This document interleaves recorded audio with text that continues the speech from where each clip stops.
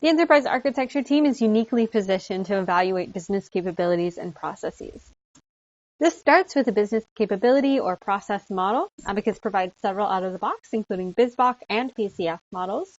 Enterprise and business architects can also import models from other sources, including industry standards or custom lists. Once the capabilities are modeled, we can heat map them according to different factors. Here, the capabilities are heat mapped according to cost. Let's apply a different viewpoint to have another kind of heat mapping applied. Here, we'll look at the number of applications supporting each capability. Well, this is different. We can see that it is similar to the previous heat map, and we would expect this, as the capabilities that have more applications supporting them would also be capabilities that are more costly. We can also set up our own viewpoint to use for heat mapping. And in this case, we'll create a heat map of capabilities according to processes. And so the business or enterprise architect can create this viewpoint that can be used by other users in the tool. To make this change, we simply have to select the property that we want to heat map by, in this case, the number of processes supporting each capability, and determine the range that we want. Once that's done, we can assign the viewpoint to the diagram and see the change. Another way to evaluate the capability model is by looking at the capabilities according to their maturity. And we can see that we have a variety of levels of maturity of these capabilities, and a couple of them are the initial or very low level of maturity. So as the enterprise or business architect, we can drill into that to figure out why that is the case for that capability. In this case, let's drill into account management to better understand that.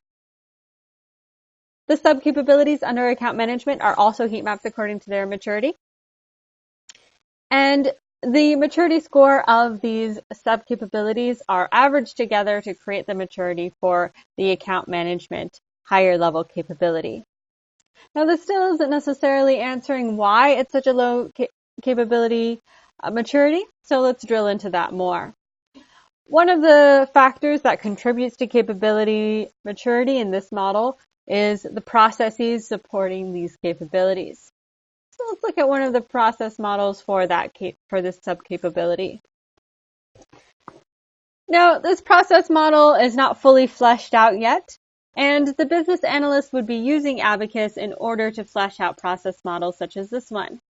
The business analyst can create business process flows, which include manual and automated tasks.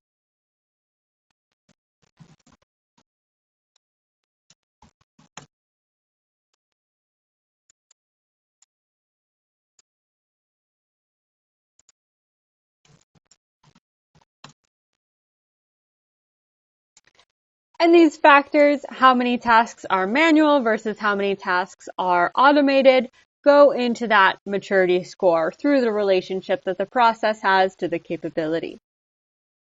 So this is one factor of the maturity score that we can understand and that business analysts and others can fully flesh out in the model in order to not only understand what the current maturity score is, but also to seek ways to improve processes. Another aspect of the capability maturity score is the business fit of the application supporting these capabilities. And information around the application maturity or application business fit will be entered through ABACUS Enterprise in a dashboard such as this one, which allows for unlimited users, read-only users, to access the information, as well as others to add data in this view.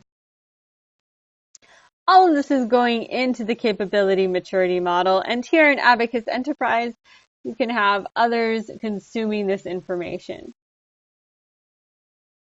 So unlimited read-only users are able to evaluate the capability maturity diagram in this view, including by drilling into the diagram, following links, and selecting capabilities of interest to view the details page where they can see all of the applications and processes supporting each of the capabilities.